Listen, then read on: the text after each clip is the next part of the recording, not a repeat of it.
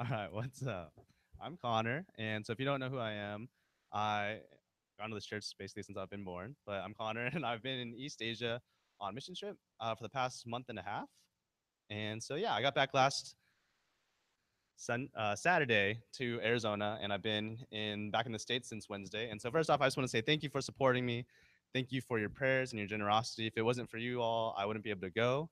And I just want to remind you that everyone that gave and prayed for me, you all partake in everything that was accomplished out there. And so I just want to say thank you so much. And just know that everything that I'm going to be sharing with you today, you all partake in because you either gave or prayed for me. And that's exactly what we're called to do as a church family. So first off, I just want to tell you a little bit about how it works when we go out there. So we go in and we go in as Chinese like student. Yeah, okay, we went to China, uh, but we went in as students to take Chinese classes and learn about the culture. And so we took a Chinese class and the Chinese culture class while we're out there. And so we have class 3 days a week, and the other days of the week we're kind of free to do whatever we want and whatever we can do to make friends and just make more relationships with people. And so while we're out there, I played basketball with friends and I played volleyball with people and I did whatever I could to meet other people, to make friends, make relationships. That way I could share the gospel with them and our team could share the gospel with them. And so, for example, one of our friends that was on my team, he's a dancer. And so he found a B-boy club, which is like the hip hop dance club. And so he found a B-boy club, joined the B-boy club, and used that as his way of sharing the gospel to all the people in that B-boy club. And without him, we would have had no opportunity to reach that group of the people in the campus. And so it was really cool just to see how God was working. And so while I was out there, I read through a book called A Holy Ambition by John Piper. And so basically that book is about a call to missions and why it's important. And so I'm going to read you a verse from John 10:14. So if y'all want to turn to John 10:14 through 16, I'll go ahead and read it. And so a little background about the verse. It's Jesus talking, and so he's sharing about this verse. And so basically the whole verse is talking about like, we need to bring people to Jesus because there's so many people out there that still have not heard about the gospel, not have the opportunity to hear who Jesus is. So it's John 10:14 through 16.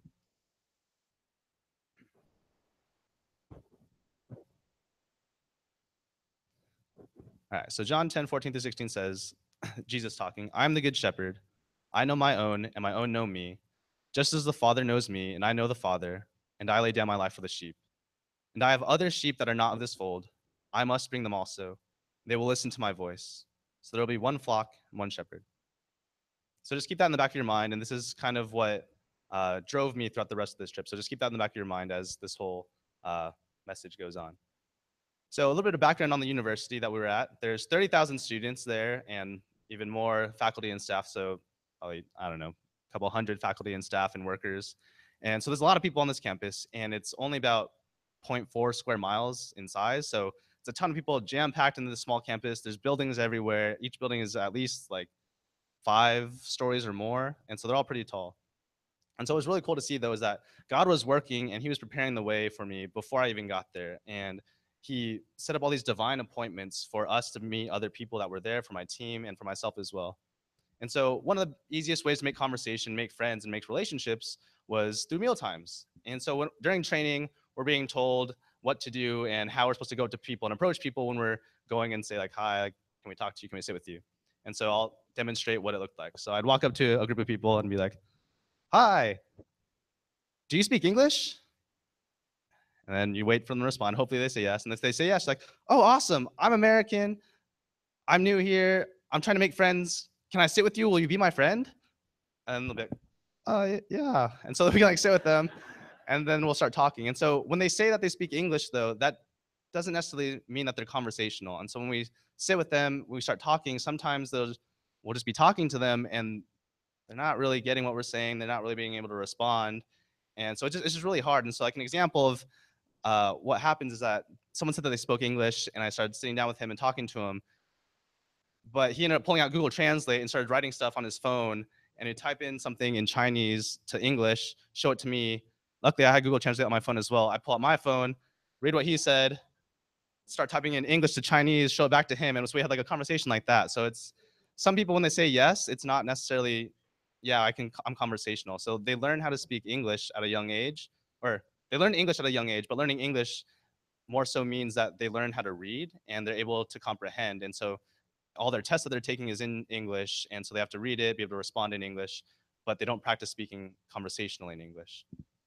So luckily, though, I was able to make some friends and make some relationships where I was actually able to speak to people in English. And so this is definitely all God's work because you know me, I'm like fourth generation Chinese. I don't speak any Chinese. And so for me to meet people that were speaking English, very few of them out of the 30,000 people on this campus speak English. And so it was really cool. So I want to share with you uh, a few relationships that I had with people. So the first one was this guy named Richie.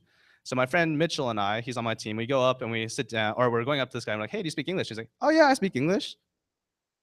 Wow. Can we sit with you? Like we're American. And so he's like, "Yeah, go ahead and sit down." So we start talking to him, and we get his phone information, his contact info, and I end up talking to him and meeting him the next day for dinner again. We played basketball before. And then he comes back to my dorm room, and so my dorm room is in the international building, and the international building or the international dorm is supposedly the nicest dorm on campus. And so he's never been in there, so he wants to come in. So he comes in, and we sit down and we're just having this conversation. And the conversation lasts for 3 hours, and it's just so cool being able to talk to him, learn about him. And I tell my team about my friend Richie. And so then two other people want to meet him, and they live like upstairs above me. And so my two friends Noel and Tabitha come down and they meet him the next time. And so they come down and we're having another conversation with him, and it's another 3 hours. And so it's so cool being able to talk to him because he can understand basically everything that we're saying. And he might not know a word or two, but it's just because he's not going to have the vocabulary that we have since we've grown up here. And so it's really cool to talk to him. And we come to find that he's been to America. Not only has he been to America, he's been to a church in America. And so I want to share with you the story that he was telling me. So he's telling me that while he was at church in America, at the end of the service, the speaker was coming up and said, "Okay, I want you all to pray now, bow your heads, fold your hands, and go ahead and pray." And so he's kind of like demonstrating what he's doing. So he's like, and I'm sitting here and I'm praying, and the speaker is saying like to tell God all the things that you've done wrong this week. So basically, he's telling me that the pastor was telling him to confess his sins to God. So as he's telling me to that he's confessing his sins to God, he like opens up his eyes. And he's like, and after I finished praying and after I said all those things, I felt like there's like this stone. And so like he demonstrates like this hand. There's this stone right here in his chest. And after I opened my eyes and I said that prayer, it's like that stone was lifted and taken away. It was just so cool to see because he had an experience with God multiple times at church years before I'd even been there. And so God was working and preparing him just to be open to the word and be open to me sharing and my friends and I sharing with him. And so it was just really cool to see how God was working. The next person I want to share with you about is our friend that we made. Her name was Eve.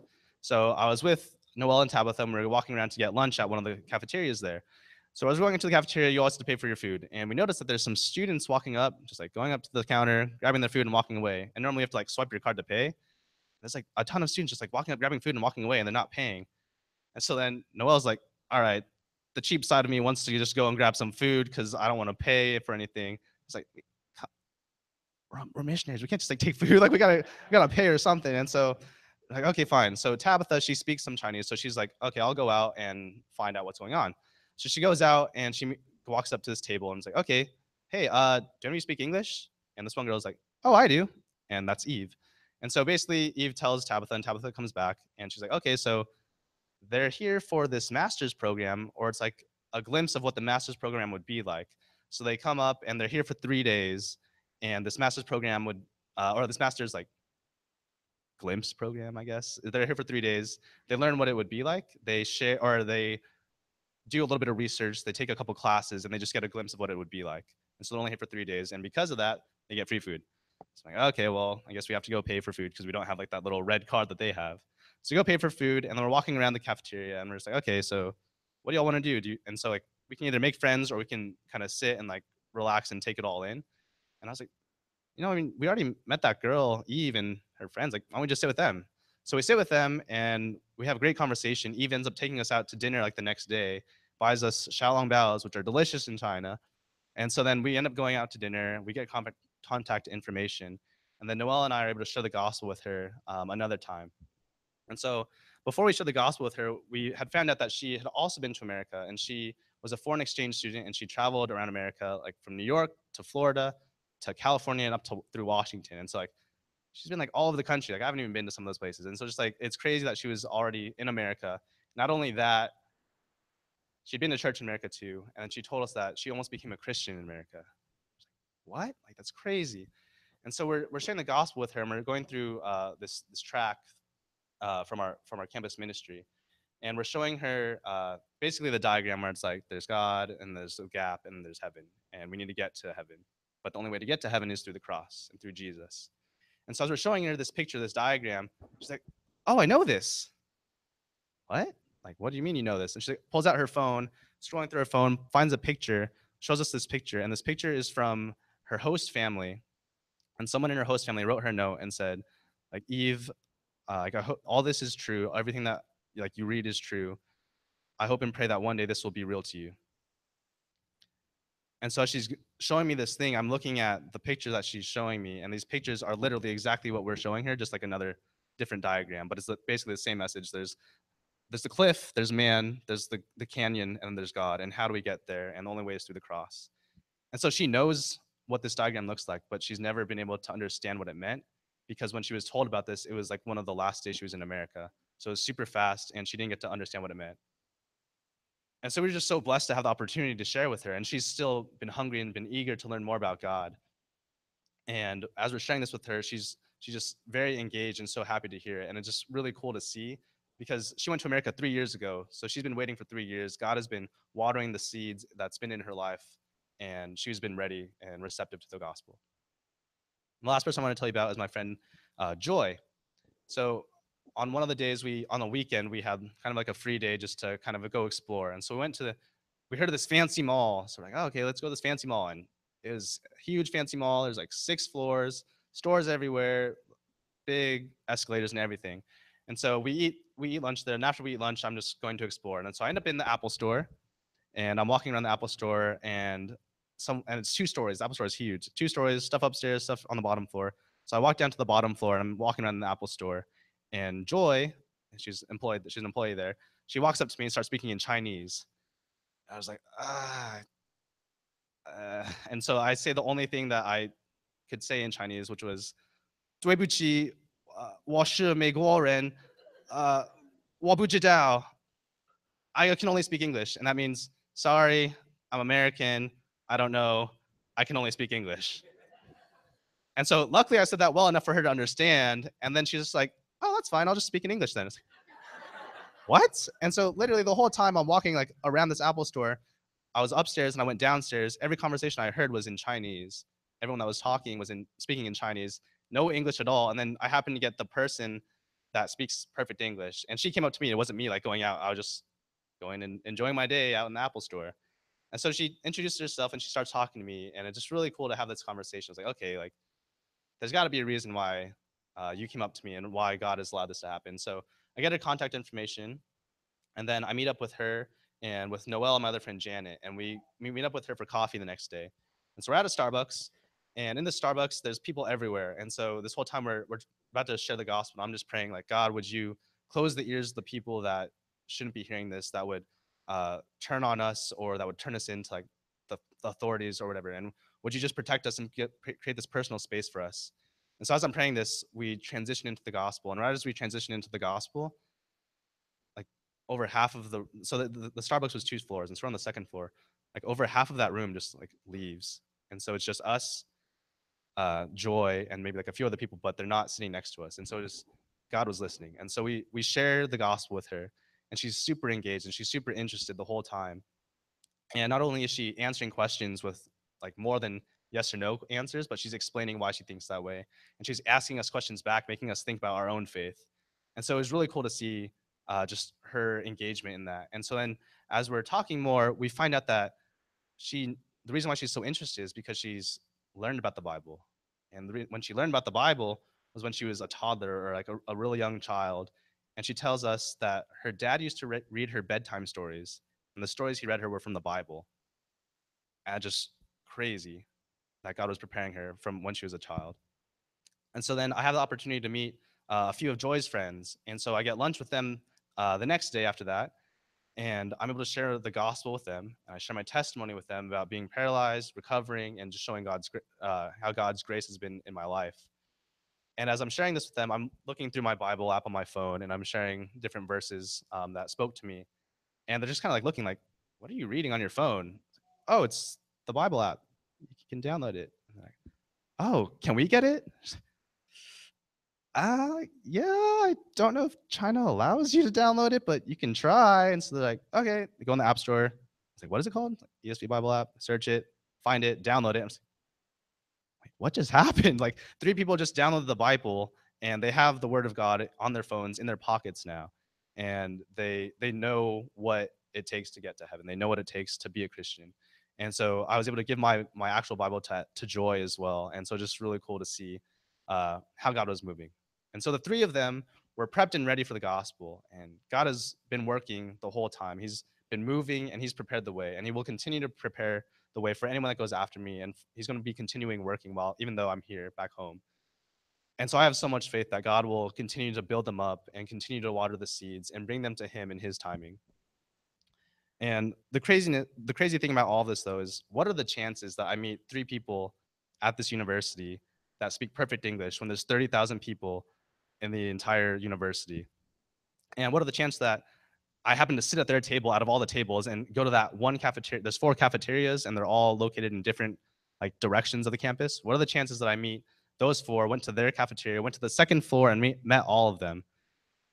And just like God is weaving everything together. He's been in control the whole time. He's purposing all of our steps.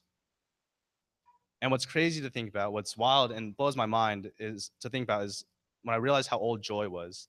Joy is 27. I'm 23. Noelle and Janet are 22.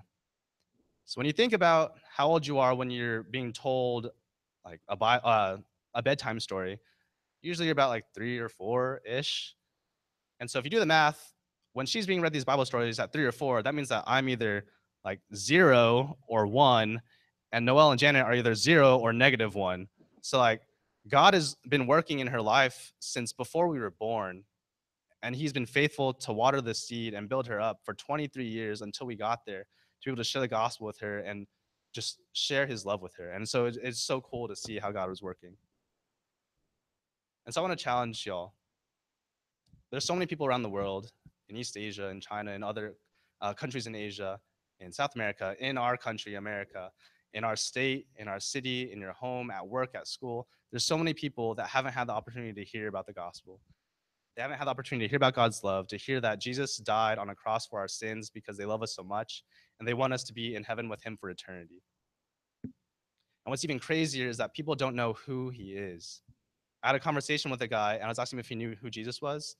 He's like, he's the reason why it's 2017. What?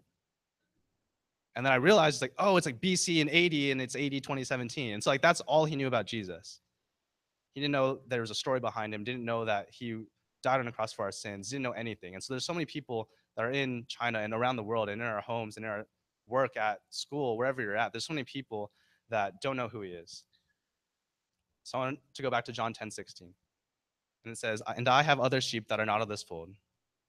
God has other people that are not yet knowing him. And I must bring them also. They will listen to my voice. So there will be one flock, one shepherd.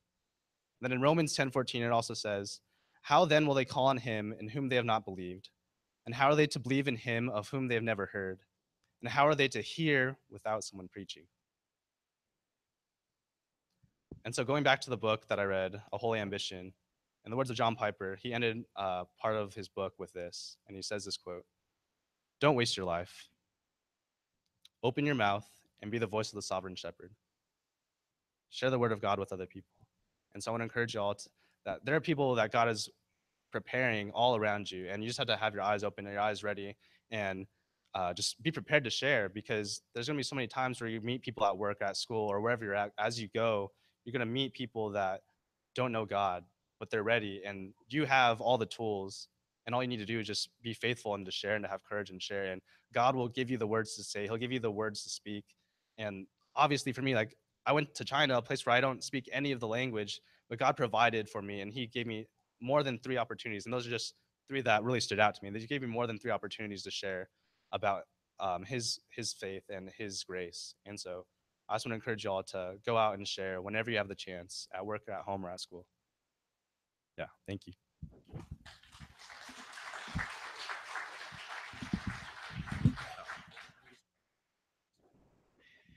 All right. Would you stand with me? Connor, thank you for sharing your story. Uh, we're we've got an opportunity this morning. I think the message that you heard, the point of it is that God is on the move no matter where you are.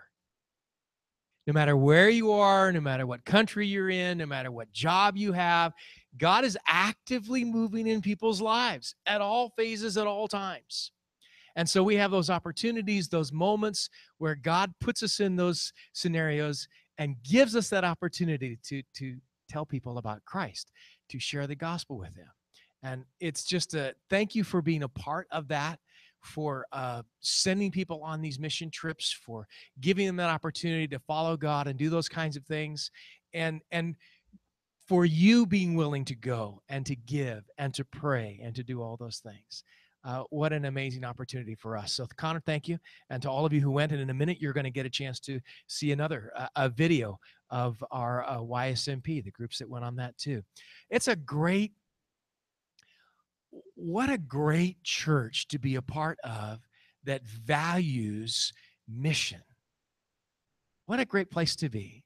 First Chinese is a great church, filled with great people, doing great work and on a great mission, all for the glory of Jesus Christ and for the glory of God. And I'm grateful to be a part of that. Thank you for doing that. What I'd like to do right now, we're gonna sing and have a little an invitation here just briefly, but because we're also, as you can see,